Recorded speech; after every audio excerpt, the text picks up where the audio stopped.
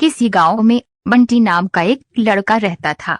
वह परीक्षा देने के लिए गुजरात जा रहा था। ठंडी का दिन था। चारों तरफ से कोहरा छाया हुआ था। आमने सामने भी कोई नहीं दिख रहा था। पूरे 15 घंटे के बाद वह गुजरात पहुंच गया था। परीक्षा अगले दिन थी, इसलिए वह एक होटल में रहने के लिए सोचा। रात हो गई थी और कहीं भी उसके बजट में सस्ता होटल मिल नहीं रहा था। काफी ढूंढने के बाद उसे एक सस्ता होटल मिला।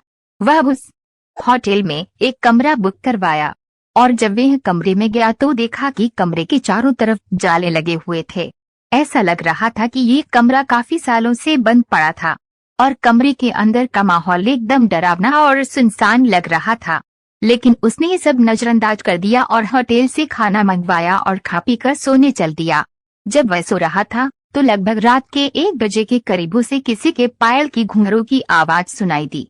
वह रात थी एक डरावनी रात। बंटी तुरंत नींद से उठ गया और जल्दी से खिड़की के पास गया, ये पता करने के लिए को इतनी रात को किसकी पायल की आवाज सुनाई दे रही है और इस सुनसान रास्ते में कौन आधी रात को घूम रहा है, क्योंकि वहां होटल में बंटी और मैनेजर के अलावा कोई भी नहीं था।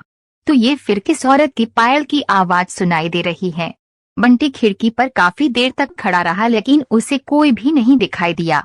फिर उसने अपने कमरे से मैनेजर को फोन किया और उसे बताया कि मुझे इतनी रात को कब से किसी की पायल की आवाज सुनाई दे रही है, आपको भी दे रही है क्या? मैनेजर ने कहा कि सर ऐसी कोई बात नहीं है, आपको हवा से ऐसा लग रहा होगा। वैसे भी ये जंगली इलाका है, यहाँ पर तो हल्की हवा भी तूफान के जैसी लगती है। आप सो जाइए, ऐसी कोई बात नहीं है। बंटी मैनेजर की बात पर भरोसा करके फिर से सोने चला गया। कुछ देर बाद उसे दोबारा वही पायल की आवाज पहले से भी ज्यादा तेज सुनाई देने लगी। इस बार उसने अपने कमरे का दरवाजा खोला और सीधा होटल से बाहर देखने के लिए चला गया।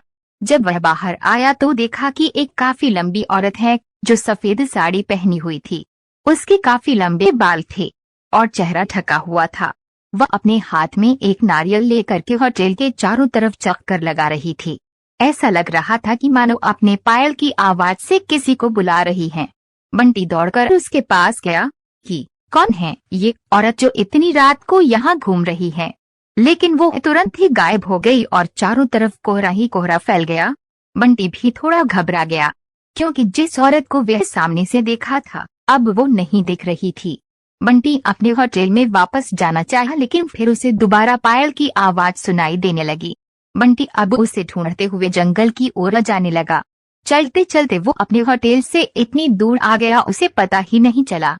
फिर उसने उस घने जंगल में कुछ ऐसा देखा कि उसका दिल दहल गया। उसने देखा कि उस औरत ने एक पीपल के पेड़ के नीचे 5-6 लाश रखी थी और बारी बारी से एक एक को नोच नोच कर खा रही थी। उसका मुंह खून से लथपथ था और चेहरा भी एकदम डरावना था। बंटी जब ये सब देखा तो उसके पांव तले जमीन खिसक गई।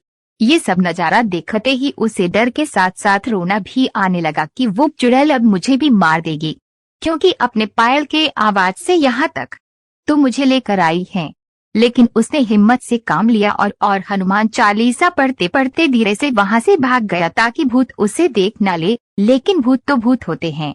बंटी जैसे ही वहां से भागने की कोशिश किया, वो चुड़ैल अचानक उसके सामने आ गई और उसे इशारों से अपने अड्डे पर ले जाने लगी जहां पर उसने लाशें रखी थी। बंटी हनुमान जी जाप करके इतनी तेजी से वहां से भागा कि मानो जैसे उसके अंदर किसी की शक्ति आ गई हो। भागते भागते सीधा वो अपने होटल वापस आ गया। वहां थोड़ी देर रुका तो उसे एक आदमी दिखाई दिया। उसे देखकर ऐसा लग रहा था कि ये अच्छा आदमी है। वह बंटी के पास आकर बोला, अरे भाई क्या हुआ, तुम्हें इतना डरे हुए क्यों हो? बंटी ने सारा किस्सा उस आदमी को सुनाया तो उसने बताया कि भाई तुम बहुत किस्मत वाले हो कि आज तुम बच गए। वो भूत किसी को भी नहीं छोड़ती। और तुम इस होटल में क्या कर रहे हो? इसको तो बंद हुए काफी साल हो गए। बंटी जब उस आदमी का इतना बात सुना तो उसका डर कर मारे पसीने निकले लगे। फिर वह आदमी बताने लगा कि इस होटल में बहुत साल पहले एक लड़की के साथ 4-5 लड़के उसका भयानक तरीके से रेप करके मार दिए थे। लड़की तो मर गई लेकिन किसी को भी नहीं छोड़ी और जो भी रात के समय में इस रास्ते से गुजरता है सबको अपने कब्जे में कर लेते हैं और मार देती हैं। और कुछ दिन बाद इस होटल पर पुलिस का छापा पड़ा, तब से ये होटल बंद है। बंटी जब उस आदमी की पूरी बातें सुना तो वह बहुत जोर जोर से रोने लगा, ये सोचकर कि आज मैं मर जाता। फिर वो आदमी बंटी को चुप कराया और बोला, चलो आज रात तुम मेरे घर रह लो, मेरा घर पास में ही है, डरो मत, अब मैं आ गया हूँ न। बंटी उस आदमी को धन्यवाद किया और उसके साथ उसके घर चला गया और अपने आप से एक वादा किया कि आज के बाद वे भूलकर भी कभी अनजान जगह पर नहीं जाऊंगा।